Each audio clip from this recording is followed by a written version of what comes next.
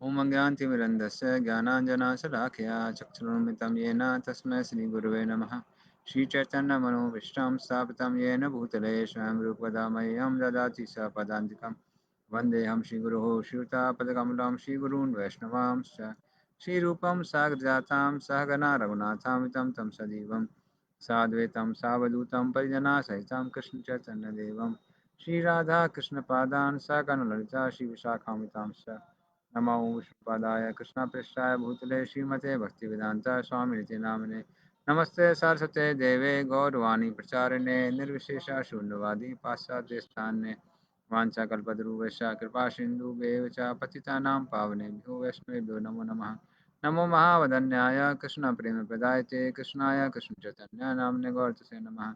हे कृष्ण करुणा सिंधु दीनबंधु जगतपते गोपसा गोपिका कांता राधा कांता नमस्ते। सप्त कांचन गौरांगी श्रीराधे वृंदावनेश्वरी वृषभानुदेवी प्रणमामि हरिप्रिये नीलाचलनिवासाय नित्याय परमात्मने बलभद्र सुभद्राभ्यां जगन्नाथाय ते नमः। जय श्री कृष्ण चैतन्य प्रभु नित्यानंद श्री अद्वैत गदाधर शिवासादि गौर भक्तवृंद हरे कृष्णा कृष्णा कृष्णा हरे हरे हरे राम राम हरे हरे। हरे कृष्ण। हरे कृष्णा। तो 11वें अध्याय में हमने देखा था कि कैसे अर्जुन भगवान के विश्व रूप का दर्शन करता है। और अभी 12वें अध्याय में भी अर्जुन को भी पता चल गया है कृष्ण ही भगवान है और भक्ति सर्वश्रेष्ठ है, तो वो कृष्ण से प्रश्न करता है। अर्जुन वाचा एवं सतत युक्ता ये भक्तास्त्वां पर्युपासते ये चापि अक्षरम अव्यक्तम तेषां के योग वित्तमः। तो अर्जुन पूछता है भगवान कृष्ण से, एवं सतत युक्ता ये भक्ता त्वां पर्युपासते, तो जो भक्त अच्छे से आपकी भक्ति करते हैं और हमेशा इसके द्वारा आपसे युक्त रहते हैं, तो वो श्रेष्ठ हैं, या फिर अक्षरम अव्यक्तम तेषाम के योगवित तमा, जो लोग ब्रह्म ज्योति के उपासक हैं वो लोग श्रेष्ठ हैं, अर्थात ज्ञानी या कर्मी लोग, कर्मयोगी या ज्ञान योगी, ये लोग श्रेष्ठ हैं या एक भक्त श्रेष्ठ है। तो आपका क्या ओपिनियन है? और कृष्ण भी एकदम स्पष्ट उत्तर देते हैं। श्री भगवान उवाच मय्यावेश्य मनो ये माम नित्ययुक्ता उपासते श्रद्धया परयोपेतास्ते में युक्त तमामता। कृष्ण कहते हैं मेरा मत है। कृष्ण का मतलब वो सर्वश्रेष्ठ मत है और वो गलत नहीं हो सकता है। तो भगवान कौन है? भगवान वो हैं जो कभी गलती नहीं कर सकते, उनको भगवान कहते हैं। तो कृष्ण तो कोई गलती कर नहीं सकते। तो कृष्ण क्या कहते हैं? कृष्ण कहते हैं मई आवेश मना ये माम, जिसका मन हमेशा मुझ में लगा रहता है और जो मेरे आवेश में रहता है। अभी आवेश बहुत एक गहरा शब्द है। तो किसी के आवेश में आ जाने का मतलब है कि आप उसके अलावा किसी और की सोच नहीं सकते। तो इस तरह से जो मेरा भक्त है वो हमेशा मुझसे युक्त रहता है, नित्य युक्ता उपासते है, तो हमेशा मेरी उपासना करता है, मुझसे युक्त रहता है। तो वो भक्त कैसा है? श्रेष्ठ है। पर वो भक्ति कैसी होनी चाहिए? श्रद्धया परया। ऐसे व्यक्ति की जो श्रद्धा है वो कैसी होनी चाहिए? दिव्य श्रद्धा होनी चाहिए। तो कहने का मतलब क्या है? भगवान उस व्यक्ति की बात कर रहे हैं जो हमेशा रेगुलर भगवान की वर्शिप कर रहा है। ऐसा नहीं है कि जन्माष्टमी के दिन आ रहा है, कृष्ण की पूजा कर रहा है, दुर्गा अष्टमी आ रही है तो दुर्गा जी की पूजा करने लगता है, गणेश चतुर्थी के दिन गणेश जी की पूजा करने लगता है। तो अलग अलग भगवान को चेंज करता रहता है। वो व्यक्ति नहीं। वो व्यक्ति जो रेगुलरली डेली मेरा नाम का जप करता है या गीता का पाठ करता है, तो जो रेगुलर मेरी पूजा करता है नित्य युक्त, और किसके साथ करता है? श्रद्धा। क्योंकि श्रद्धा भक्ति की शुरुआत है। हाँ, तो ये श्रद्धा उत्पन्न कैसे होती है? ये पूरा एक विज्ञान है कि श्रद्धा कैसे उत्पन्न होती है। तो हम भगवान के बारे में सुनते हैं, भगवान का नाम लेते हैं। यदि आप कृष्ण का नाम ले रहे हैं, कृष्ण के बारे में सुन रहे हैं, या फिर एक्सीडेंटली भी अगर कृष्ण की सेवा कर देते हैं, भक्तों की थोड़ी मदद कर देते हैं, तो उससे सुकृति उत्पन्न होती है, जिसको अज्ञात सुकृति कहते हैं। अज्ञात सुकृति का मतलब है अनजाने में व्यक्ति कुछ सुकृति अर्जित कर लेता है। जैसे हम कुछ प्रोग्राम करने जा रहे हैं और हमको पता नहीं है कि ये घर कहाँ पे है, किसी से पूछते हैं कि ये घर कहाँ पे है, और कोई व्यक्ति बताता है ये घर इस जगह पे है, तो क्या होता है, उस व्यक्ति ने मेरी कुछ मदद की। तो वो अज्ञात है क्योंकि उसको पता नहीं है कि मैं गीता का पाठ करने जा रहा हूँ, किंतु वो कर रहा है। उसके कारण क्या होता है, व्यक्ति के अंदर भक्ति की प्रति आकर्षण पैदा होता है। वो आकर्षण क्या करता है, वो आकर्षण व्यक्ति को और भक्ति करने के लिए प्रेरणा देता है, और व्यक्ति उस आकर्षण के कारण अगली बार जब भक्तों को मिलता है थोड़ा और मदद करने का सोचता है। तो भक्त मान लीजिए प्रसाद देते हैं, प्रसाद को ग्रहण करता है, बोलता है बहुत बढ़िया प्रसाद है। तो भक्ति के प्रति क्या हो गया, आकर्षण और बढ़ गया। आकर्षण बढ़ते बढ़ते जब आकर्षण इतना हो जाता है कि उसका भक्तों की प्रति, भक्ति की प्रति, गीता भागवत आदि शास्त्रों के प्रति श्रद्धा उत्पन्न होने लगती है, तो उसको कहते हैं आदो श्रद्धा। तो भगवान उसी श्रद्धा की बात कर रहे हैं कि वो जो श्रद्धा है वो दिव्य है, वो इस भौतिक संसार की नहीं है। क्यों? क्योंकि भक्ति दिव्य है। भक्ति लोग कहाँ करते हैं? भगवान का जो धाम है, जैसे हम पहले भी चर्चा कर चुके हैं कि दो जगत होते हैं, एक भौतिक जगत और एक आध्यात्मिक जगत। तो आध्यात्मिक जगत में भी लोग भक्ति करते हैं। तो वो जो नित्य धाम है भगवान का, आध्यात्मिक जगत है गोलोक वृंदावन, वहां पे भी लोग भक्ति करते हैं, किंतु कर्मयोग, ज्ञान योग, अष्टांग योग इत्यादि नहीं करते हैं। इसलिए कर्मयोग, ज्ञान योग, अष्टांग योग आदि इस भौतिक संसार के हैं। हाँ? लेकिन जो भगवान की भक्ति है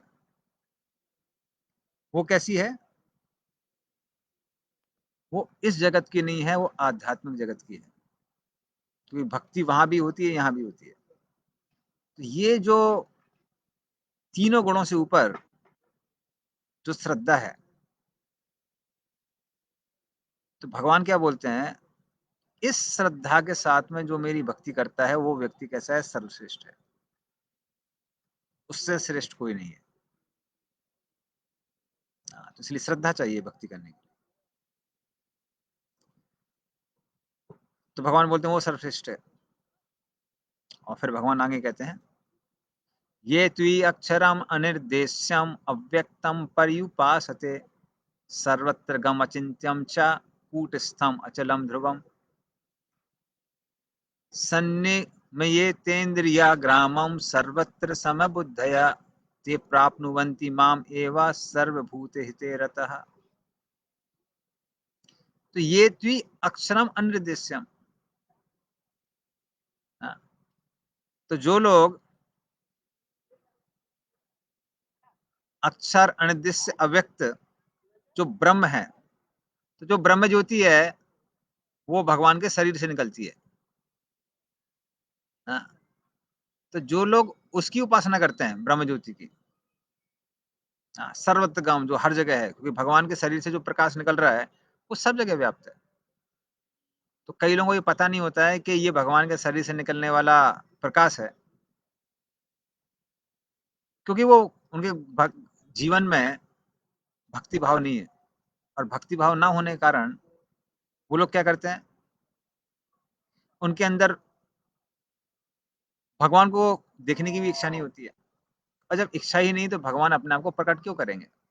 तो ऐसे जो कर्म योगी होते हैं, ज्ञान योगी होते हैं, उनको मात्र भगवान अपने शरीर से निकलने वाला प्रकाश ही दिखाते हैं, स्वयं का दर्शन नहीं देते। हाँ, तो भगवान का यदि दर्शन करना है तो हृदय में भक्ति भाव होना चाहिए। तो जिसके हृदय में भक्ति भाव है भगवान उसको ही दर्शन कराते हैं। तो ऐसे लोग भगवान के शरीर से जो निकलने वाला प्रकाश है उसमें प्रवेश करने की इच्छा करते हैं। हाँ, तो ऐसे जब वो लोग उस ब्रह्म ज्योति में प्रवेश करने का प्रयास करते हैं या इच्छा करते हैं तो भगवान बोलते हैं, तो ऐसे लोग जो हैं, जो निर्विशेषवादी हैं, वो अपने इंद्रियों को संयमित करते हैं, सब में संभाव रखते हैं और इस तरह से सभी लोगों के भले के लिए कार्य करते हैं और अंत में मुझे ही प्राप्त करते हैं। अंत में मुझे प्राप्त करते हैं मतलब अंत में मेरी ब्रह्म ज्योति को प्राप्त करते हैं। तो वो भी ब्रह्म ज्योति को प्राप्त करते हैं, लेकिन फिर भी उनको श्रेष्ठ नहीं कहा गया है। क्यों श्रेष्ठ नहीं कहा गया है वो भगवान अगले श्लोक में बताते हैं। क्लेशो अधिकरस्तेषाम् अव्यक्तासक्त चेतसाम् अव्यक्ता ही गतिर्दुःखम देह बद्भिर अवाप्यते। तो भगवान कहते हैं इनको श्रेष्ठ क्यों नहीं कहा गया है? तो क्लेशो अधिकरस्तेषाम्, उनका मन जो है ब्रह्म ज्योति में लीन करने का प्रयास करता है।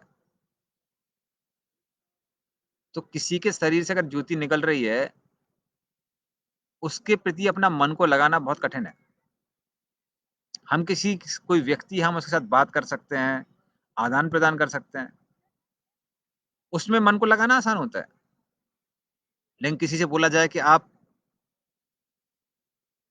प्रकाश से शादी कर लीजिए या प्रकाश से मित्रता कर लीजिए, तो कोई व्यक्ति क्या ट्यूबलाइट से निकलने वाली रोशनी या बल्ब से निकलने वाली रोशनी उसके साथ मित्रता कर सकता है? नहीं कर सकता। इसलिए ऐसी चीज में मन को लगाना बहुत मुश्किल होता है। तो ऐसे लोगों को क्या होता है? ऐसे लोगों को बहुत दिक्कत होती है। हाँ, तो पहली चीज तो उनको इस वजह से बहुत दिक्कत होती है और दूसरा चीज उनके साथ क्या होता है, वो पूर्ण रूप से भगवान को भी प्राप्त नहीं कर पाते हैं। तो भगवान हर एक उपासक को उसकी भावनाओं के अनुसार और उसकी आध्यात्मिक जीवन में जो प्रगति हुई है उसके अनुसार क्या करते हैं, अपने आप को प्रकट करते हैं। तो जो कर्म योगी हैं, ज्ञान योगी हैं, उनको आध्यात्मिक जीवन की वो लोग आध्यात्मिक जीवन की शुरुआत में रहते हैं, इसलिए भगवान सिर्फ अपना प्रकाश दिखाते हैं। जो योगी लोग होते हैं वो हृदय में जो भगवान विष्णु विराजमान है उन पर ध्यान करते हैं और भगवान सिर्फ उनको रूप अपना दिखाते हैं और कहते हैं कि भगवान उनको देख देख के कभी कभी मुस्कुराते हैं। किंतु जो भक्त होता है वो आध्यात्मिक जीवन में सबसे ज्यादा उन्नत होता है, इसलिए भगवान क्या करते हैं, भगवान पूर्ण रूप से उसके साथ मित्रता करते हैं। आप कृष्ण के साथ खेल सकते हैं, खा सकते हैं, नाच सकते हैं, बात कर सकते हैं। तो इस तरह से भगवान पूर्ण रूप से जो आदान प्रदान करते हैं वो अपने भक्त के साथ ही करते हैं, अन्य किसी लोगों के साथ में नहीं करते, क्योंकि वो भक्ति में कैसा है, सबसे ज्यादा उन्नत है। तो उसके शास्त्रों में बहुत सारे उदाहरण दिए गए हैं। जैसे एक उदाहरण आता है ट्रेन का। खाली हमारे आचार्य लोगों ने उदाहरण दिया है ट्रेन का उदाहरण। तो एक बार एक गांव में क्या हुआ, गांव में कुछ लोग ट्रेन को देखने की इच्छा कर रहे थे। तो बहुत पुरानी बात है, जब ट्रेन की पटरी बिछाई गई थी अंग्रेजों द्वारा। तो उस तरह से गाँव वालों की इच्छा हुई कि देखना चाहते हैं भाई ये ट्रेन क्या है, बहुत सुना है, रेलगाड़ी रेलगाड़ी, देखते हैं रेलगाड़ी क्या है। तो जब लोग रेलगाड़ी की प्रतीक्षा कर रहे थे प्लेटफॉर्म पे खड़े होके, तो दूर से ही बहुत ज्यादा रोशनी दिखाई दी। कई लोग सोचने लगे अरे वाह यही रेलगाड़ी है, उसको देखकर संतुष्ट हो गए और वहां से जाने लगे। तो कुछ लोग वहां से चले गए, फिर कुछ लोग बचे हुए थे, तब उनको दिखाई दिया, अरे भाई जहाँ से रोशनी आ रही है, वो तो एक लंबी सी चीज़ है जो पटरी पे चल के आ रही है। तब उनको समझ में आ गया, भई अभी तो समझ में आ गया है कि रेलगाड़ी क्या है। तो वो लोग भी संतुष्ट होके चले गए, क्योंकि उनको कम से कम रेलगाड़ी का रूप दिख गया दूर से। लेकिन कुछ लोग अभी भी बैठे हुए हैं कि भाई देख लेते हैं कि यार रेलगाड़ी है क्या आखिरकार, पूर्ण रूप से देख लेते हैं। तो जब रेलगाड़ी आके प्लेटफ़ॉर्म पे रुकी, तब कुछ लोग जो बचे हुए थे उन्होंने देखा कि भाई अंदर लोग जा रहे हैं, आ रहे हैं, सीट है, कुछ लोग यहाँ पे सोते भी हैं। तब उनको रेलगाड़ी के बारे में पूर्ण रूप से जानकारी हुई। तो उसी तरह से जो लोग ब्रह्म के उपासक होते हैं, ब्रह्म ज्योति के, वो भगवान के शरीर से निकलने वाली जो ब्रह्म ज्योति है उसको ही सब कुछ मान बैठते हैं। लेकिन जो लोग और ज़्यादा उन्नत होते हैं, वो लोग सिर्फ लाइट को नहीं देखते हैं, वो देखते हैं कि भगवान का एक रूप भी है। तो भगवान का एक रूप है जिससे क्या हो रहा है, किरणें निकल रही हैं। तो वो लोग होते हैं परमात्मावादी, जो योगी होते हैं। तो योगी लोगों को भगवान के रूप का भी दर्शन होता है, किंतु उनको पता नहीं है कि भगवान के साथ कोई रिश्ता भी बना सकते हैं, उनके साथ खेल सकते हैं, खा सकते हैं, कुश्ती कर सकते हैं। ये जो सौभाग्य है, ये सौभाग्य मात्र भक्त को ही मिलता है, अन्य किसी को नहीं मिलता है। हाँ, तो इसलिए भगवान क्या समझा रहे हैं, भगवान इस श्लोक में बता रहे हैं, इसीलिए जो लोग ब्रह्म के उपासक होते हैं, तो उनके लिए जो पथ है, आध्यात्मिक पथ, ये बहुत मुश्किल होता है। भक्तों के लिए बहुत आसान है, क्योंकि भक्त लोग आराम से भगवान के साथ रिश्ता बना के आदान प्रदान कर सकते हैं।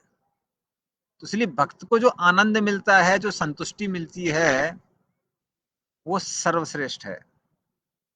उससे ज्यादा संतुष्टि किसी को मिलती नहीं है। तो वो भगवान यहाँ पर समझाते हैं। तो जैसे हमने बताया, तो क्या क्या हमने बताया अभी, भगवान के शरीर से जो निकलने वाली किरणें हैं उसको ब्रह्म ज्योति कहते हैं। तो जो लोग बहुत कहते हैं कि हमको ब्रह्म लीन होना है, वो लोग उसमें लीन होने का प्रयास करते हैं। जो योगी होते हैं, वो भगवान के रूप को देखते हैं, और भगवान उनको देखकर मुस्कुराते हैं, वो भगवान को देख के मुस्कुराते हैं। बस इतना ही आदान प्रदान होता है। तो जो चतुर्भुज रूप है भगवान का, उसका वो लोग दर्शन करते हैं। किंतु जो भक्त हैं, उनको मात्र भगवान से के शरीर से निकलने वाली किरणें नहीं दिख रही हैं, भगवान का रूप ही नहीं दिख रहा है, वो भगवान के साथ एक रिश्ता बनाते हैं। तो ये हमने आज सीखा। तो ये रिश्ते 5 रस में होते हैं। तो 5 तरह के रसों में व्यक्ति भगवान के साथ में आदान प्रदान कर सकता है। तो जो सबसे पहला रस होता है, जिसको बोलते हैं शांत रस। शांत रस का मतलब क्या है, जैसे वैकुंठ धाम में जो पेड़ पौधे होते हैं, पशु पक्षी होते हैं, वो भगवान की महानता देख के और भगवान की लीलाओं को देख के गदगद हो जाते हैं। तो इस तरह से वो भगवान को देखते हैं और उसमें आनंद का अनुभव करते हैं। तो उसको कहते हैं शांत रस। और भगवान नारायण भी क्या करते हैं, कभी कभी इन पेड़ पौधों पर अपना हाथ फेरते हैं, वहां पर जो पशु पक्षी हैं उनको छूते हैं। तो उससे वो लोग क्या कहते हैं, वो लोग आनंदित रहते हैं। किंतु उससे ज्यादा वो लोग, उनका आदान प्रदान नहीं होता है भगवान के साथ। तो उसको कहते हैं शांत रस। तो शांत रस के साथ में लोग क्या करते हैं, भगवान के साथ आदान प्रदान कर सकते हैं। उससे जो ऊंचा रस है, वो तब होता है जब लोग देखते हैं कि अरे भगवान महान तो हैं, लेकिन जब भगवान इतने महान है तो उनकी सेवा करनी चाहिए। उसको कहते हैं दास रस। तो उस समय भक्त क्या करता है, भगवान को की सेवा करने के लिए आतुर होता है और भगवान की सेवा करता है। तो उसके लिए उदाहरण आता है हनुमान जी का। तो हनुमान जी को आपने देखा होगा, हमेशा ऐसी पोजीशन में बैठते हैं कि बस जैसे दौड़ने के लिए तैयार हो। तो ऐसी पोजीशन में क्यों बैठते हैं? क्योंकि वो सेवा करने के लिए एकदम तत्पर है। तो इस तरह से भक्त लोग दास रस में भगवान की सेवा करते हैं। जैसे की बात है कि एक बार भक्त लोगों ने देखा कि अयोध्या में लौटने की बात है। तो भक्त लोगों ने देखा कि सारी सेवा तो हनुमान जी ही कर रहे हैं, कोई और सेवा, किसी को और को सेवा करने का मौका नहीं मिल रहा है। तो सारे भक्त लोग बड़े डिस्टर्ब थे, अरे भाई हमको भी सेवा करने का मौका मिलना चाहिए। तो सारे भक्त लोग सीता जी के पास गए। सीता जी बोले, हाँ बड़ी प्रॉब्लम वाली बात है, हमको भी सेवा नहीं करने देता है, सारी सेवा वही करता है। तो सीता जी ने क्या किया, लंबी सी लिस्ट बनाई सेवा की, क्या क्या सेवाएं हैं। और फिर वो भगवान राम के पास गए, राम दरबार में, और सारे भक्त लोग वहां पर उपस्थित थे। और सबको सेवा एलोकेशन चालू हुआ कि कौन कौन सी सेवा करेगा। तो ये भक्त ये वाली सेवा करेगा, वो भक्त वो वाली सेवा करेगा, वो भक्त वो वाली सेवा करेगा। तो इस तरह जब सारी सेवा खत्म हो गई, तब हनुमान जी देख रहे थे, भाई मेरा नंबर आएगा, मेरा नंबर आएगा, मेरा नंबर आएगा। देखा हनुमान जी का नंबर आ ही नहीं रहा है। तो जब हनुमान जी ने देखा भाई हमारा नंबर नहीं आ रहा है, तो फिर हनुमान जी क्या हो गए, उद्विग्न हो गए। बोले कि हमारे लिए कोई सेवा है क्या? तो सीता जी ने बोला, अरे भाई सेवा तो खत्म हो गई है, इसके अलावा तुम्हें कोई सेवा दिखेगी तो तुम कर सकते हो। तो हनुमान जी सोचने लगे, बोले हाँ एक सेवा है। क्या सेवा है? बोले कि भगवान राम जब भी जमाई लेते हैं तो मुंह में चुटकी लेने के लिए कोई चाहिए। तो उन्होंने बोला ठीक है, आप ये सेवा कर लीजिए। तो इस तरह से हनुमान जी हम जब बगल में बैठे खड़े रहते थे, क्योंकि भाई जमाई तो कभी भी आ सकती है, चलते फिरते सोते कभी भी जमाई आ सकती है। और भगवान को भले जमाई नहीं आती थी, लेकिन हनुमान जी को प्रसन्न करने के लिए जमाई ले लिया करते थे भगवान। और जब वो हनुमान जी को प्रसन्न करने के लिए जमाई ले लेते, हनुमान जी खड़े रहते चुटकी बजाने के लिए। तो सबने देखा कि अरे भाई अब तो ये बगल में ही रहता है, कम से कम जब दूर की सेवा थी तो कम से कम भगवान राम को कुछ टाइम मिलता था अलग रहने का, हम उनकी सेवा कर सकते थे। अभी तो भाई हनुमान जी हमेशा भगवान राम के बगल में ही रहते हैं। सीता जी भी परेशान के 24 घंटा साथ में रहता है ना, पर्सनल टाइम हमारा खत्म हो गया। तब उन्होंने बोला कि ठीक है, आप जो पुरानी सेवा कर रहे थे वापस वो सेवा कंटिन्यू करिए। तो इस तरह से हनुमान जी हमेशा भगवान की सेवा करने में कैसे रहते हैं, उसके लिए आतुर रहते हैं। तो ये जो सेवा है, इसको कहते हैं शांत रस और दस रस। उससे ऊंचा जो है वो मात्र गोलोक वृंदावन में मिलता है। तो वैकुंठ आदि धाम में, अयोध्या धाम इत्यादि में साधारण जीव के लिए सिर्फ दो ही सेवा है, दो ही रस है, शांत रस, दास रस। बाकी रस साधारण हम जैसे जीवों के लिए नहीं है। लेकिन कृष्ण भगवान गोलोक वृंदावन में अन्य तीन रस भी देते हैं। तो जो उससे ऊंचा रस है वो है साखर रस। साखर रस मतलब जो गोप बालकों को कृष्ण के साथ मिलता है आदान प्रदान करने का। तो जो गोप बालक हैं, कृष्ण के साथ खेल सकते हैं, उनके साथ खा सकते हैं, उनके साथ कुश्ती कर सकते हैं। कभी कभी वो कृष्ण पे चढ़ भी जाते हैं, उनकी पीठ पे चढ़ जाते हैं, और कृष्ण को उनको लेके जाना पड़ता है। और अगर आप साधारण भक्त से बोलेंगे, बोलेंगे अरे भाई भगवान पे कैसे चढ़ सकते हैं? हाँ, भगवान को अपने सर पे जरूर चढ़ा सकते हैं, लेकिन भगवान पे चढ़ नहीं सकते हैं। लेकिन जब वो मैत्री का भाव आ जाता है, तो भक्त का प्रेम इतना ज्यादा बढ़ जाता है, उसको लगता है भगवान हमारे जैसे ही हैं। तब वो मित्रता का भाव आता है, उसको साखर रस कहते हैं। और जब ये प्रेम और भी ज्यादा गाढ़ा हो जाता है, तो साखर रस वात्सल्य रस में परिवर्तित हो जाता है। जिस समय जो बड़े बड़े जो गोप कुमार हैं, गोप कुमार नहीं, गोप लोग हैं वृंदावन के, या फिर जो बड़ी बड़ी गोपियां हैं, यशोदा नंदा महाराज, ये सबके सब कृष्ण को एक बच्चे की तरह देखते हैं। तो सिर्फ उनको ये नहीं लगता है कि कृष्ण हमारे जैसे हैं, उनको क्या लगता है, अगर हम कृष्ण की रक्षा नहीं करेंगे, खिलाएँगे नहीं, उनका प्रेम नहीं देंगे, तो कृष्ण क्या हो जाएँगे? कृष्ण जिएँगे कैसे? यशोदा को लगता है कि अगर हम कृष्ण को खिलाएँगे-पिलाएँगे नहीं तो कृष्ण पतले हो जाएँगे। हम कृष्ण को रक्षा नहीं करेंगे, तो जो बंदर लोग हैं वो कृष्ण को खरोंच के चले जाएँगे। तो इस तरह से यशोदा मैया को क्या होती है? कृष्ण की बहुत चिंता होती है। तो ये जो भाव है इसको बोलते हैं वात्सल्य भाव, मतलब माता-पिता का एक भाव। तो ये जो रस है ये और भी ऊँचा होता है। और उससे ज़्यादा सबसे ज़्यादा ऊँचा जो रस है वो किसका है? वो गोपियों का है, जिसको बोलते हैं माधुर्य भाव। जिस समय वो कृष्ण को एक प्रेमी की तरह देखते हैं।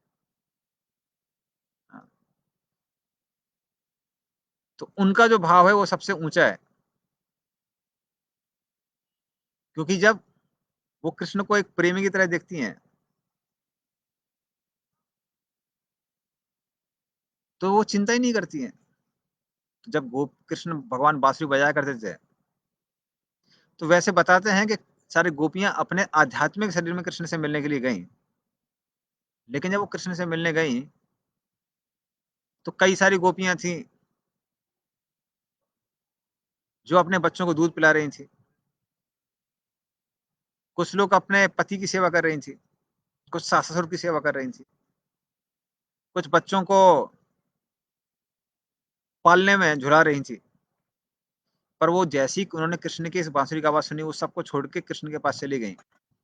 और उस समय अगर कोई स्त्री रात के समय किसी से मिलने जाती है, उसका मतलब क्या होता है? कल से उसके घरवाले उसको ग्रहण नहीं करेंगे, एक्सेप्ट नहीं करेंगे। लेकिन भगवान से इतना अगाध प्रेम कि भगवान से मिलने के लिए सब कुछ छोड़ देना। इस हद तक कि पूरा संसार आपको रिजेक्ट कर सकता है। तो ये जो प्रेम है, ये सबसे ऊँचा प्रेम है गोपियों का, जिसको माधुर्य भाव कहते हैं। तो इस तरह से भक्त जो हैं, शांत रस, दास रस, साक्ष्य रस, वात्सल्य रस और माधुर्य रस में भगवान के साथ आदान-प्रदान कर सकता है, जो अन्य लोगों को प्राप्त नहीं होता। ना ही किसी कर्मी को, कर्मयोगी को, ना या ज्ञान योगी को, ना फिर अष्टांग योगी को मिलता है। तो ये मात्र भक्त योगी को ही मिलता है, भक्त को मिलता है। इसलिए भगवान उस भक्त की क्या करते हैं? प्रशंसा करते हैं। श्लोक नंबर 6 में और श्लोक नंबर 7 में। तो भगवान कहते हैं, "ये तु सर्वाणि कर्माणि मयि सन्न्यस्य मत्परः अनन्येनैव योगेन मां ध्यायन्तुपासते।" तो ये तु सर्वाणि कर्माणि, जो अपने सारे कर्मों को मयि सन्न्यस्य मत्परः, तो मेरे परायण होके, मेरा बन के वो क्या करता है? अपने कर्मों को अपने लिए नहीं करता है। सिर्फ किसके लिए करता है? हाँ, तो वो सारे कार्य सिर्फ मुझे प्रसन्न करने के लिए करता है, अन्य कोई भी कार्य नहीं करता है। तो अगर भक्त लोग अपने परिवार को भी मेंटेन करते हैं, तो कृष्ण को प्रसन्न करने के लिए। उनको पता है कि ये जो घर के लोग हैं, इनका भरण-पोषण करना मेरी ज़िम्मेदारी है और उसको करने से कृष्ण प्रसन्न होंगे। तो मात्र कृष्ण को प्रसन्न करने के लिए वो भक्त क्या करता है? परिवारजनों का भरण-पोषण करता है, उनकी सेवा करता है। तो इस तरह से जो भक्त है, वो सारे कार्य किसके लिए करता है? मेरे लिए करता है। अनन्यनेव योगेन, अन्य किसी चीज़ के लिए नहीं करता है या फिर अन्य किसी और योग का पालन नहीं करता है। वो सिर्फ़ मुझ पर ही, मेरी ही सेवा करता है, भक्ति करता है, कुछ और नहीं करता है। और क्या करता है? माम ध्यायन्तु उपासते, और मेरी उपासना करता है किसके द्वारा? मात्र मेरे मुझ पे ध्यान लगा के। तो उस तरह से उसका जो मन है, वो हमेशा किसमें लगा रहता है? मुझ में लगा रहता है। तो इस तरह से ये जो भक्त मात्र जो सिर्फ़ कृष्ण के लिए कार्य करता है, तो इसके लिए भव सागर को पार करना कैसा हो जाता है? तो जैसे हमने बताया था, जो ब्रह्म के उपासक है उनके लिए बहुत मुश्किल है, भगवान कहते हैं। और अपने भक्त के लिए भगवान क्या बोलते हैं? तेषाम् अहं समुद्धर्ता मृत्यु संसार सागरात् भवामि न चिरात् पार्थ मयि आवै सतचेतसाम्। तो भगवान बोलते हैं तेषाम् अहं समुद्धर्ता। तो ऐसे लोगों का उद्धार कौन करता है? भगवान बोलते हैं मैं ही करता हूँ। और मृत्यु संसार सागरात, और ये जो जन्म मृत्यु का सागर है, इससे उद्धार मैं पर्सनली करता हूँ, स्वयं करता हूँ। क्यों? भवामि न चिरात पार्था। मैं बहुत लंबे समय तक उनसे दूर नहीं रह सकता हूँ। क्योंकि क्या होता है? मयि आवेशित चेतसाम। हाँ, कि उनकी जो चेतना है वो मन में लगी हुई, मेरे मन में लगी हुई है, इसलिए मेरा मन भी किसमें लगा रहता है? उनमें ही लगा रहता है। और क्योंकि भगवान का अपने भक्तों के मन ऊपर मन लगा रहता है, इसलिए जल्दी वो भक्तों का क्या करते हैं? उद्धार करते हैं। बल्कि भगवान नारायण कहते हैं दुर्वासा मुनि को, साधवो हृदयम मह्यम साधूनाम हृदयम तुह्यम मद अन्नत्तेन जानन्ति नाहम तेभ्यो मनागपि। तो साधवो हृदय मह्यम, तो साधु जो हैं वो हमेशा मेरे हृदय में निवास करते हैं। साधु नाम हृदय तुय हम, और साधुओं के हृदय में कौन निवास करता है? मैं निवास करता हूँ।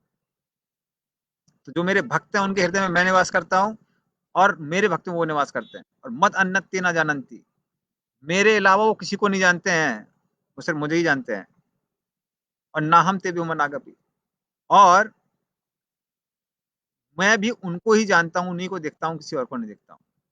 तो संसार में सारे प्राणियों के लिए भगवान ने प्रकृति के नियम बनाए हैं, लेकिन भक्तों को वो स्वयं प्रेम करते हैं, उनकी देखभाल करते हैं।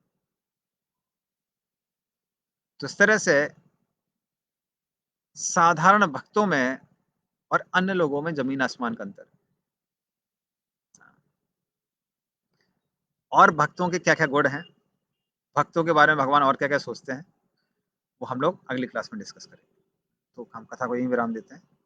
श्रीमद् भगवद गीता की जय। श्री प्रभुपाद की जय। जय